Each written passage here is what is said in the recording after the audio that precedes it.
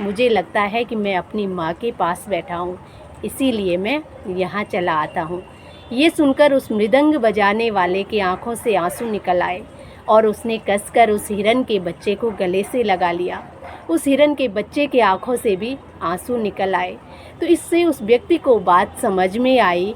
सबको जय श्री राधे। दोस्तों, आशा करती हूँ आप सब स्वस्थ होंगे और अच्छे होंगे।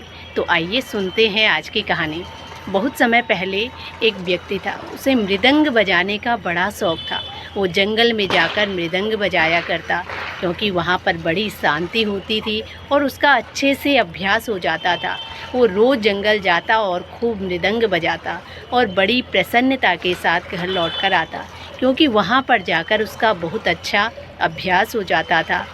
लेकिन वहाँ पर जब भी वो मृदंग बजाता तो उसको बड़ा आश्चर्य होता, क्योंकि वहाँ पर एक हिरन का बच्चा आकर बैठ जाता था और ये देखकर उस व्यक्ति को बड़ी हैरानी होती। वो सोचता कि इस हिरन के बच्चे को आखिर मेरे मृदंग बजाने से क्या मिलता है। बहुत दिनों तक वो व्यक्ति ये सोचता रहा। एक दिन उसने हिरन के बच्चे से पूछ लिया कि तुम यहाँ पर आकर रोज़ बैठ जाते हो, तुम्हें मेरा लय अच्छा लगता है या मेरी ताल अच्छी लगती है। वो हिरन का बच्चा कहने लगा कि मुझे ना तो लय का पता है और ना ही ताल का पता है। मैं कुछ नहीं जानता कि लय अच्छी है या ताल अच्छी है, लेकिन इतना ज़रूर जानता हूँ कि जो आपका ये मृदंग है, इस पर जो चमड़ा लगा है वो मेरी माँ का है, और जैसे ही इस पर थाप पड़ती है मुझे लगता है कि मेरी माँ पुकार रही है, और मैं जहाँ भी रहता हूँ मुझसे रहा नहीं जाता। मुझे लगता है कि मेरी माँ पुकार रही है और मैं तुरंत चला आता हूँ। यहाँ पर आकर मुझे बड़ी प्रसन्नता होती है, क्योंकि यहाँ पर आकर मुझे अपनी माँ का आभास होता है। मुझे लगता है कि यहाँ पर आकर मैं अपनी माँ से मिलता हूँ, इसीलिए मुझे बड़ी प्रसन्नता होती है और मैं यहाँ पर आता हूँ।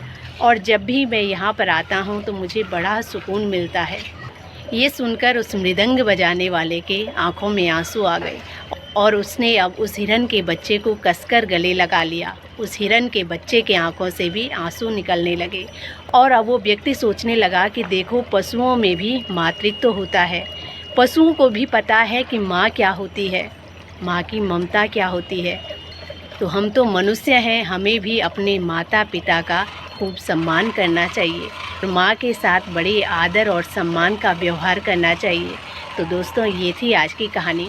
आशा करती हूँ आप सबको भी पसंद आएगी। इसी के साथ जय श्री राधे, जय श्री कृष्णा।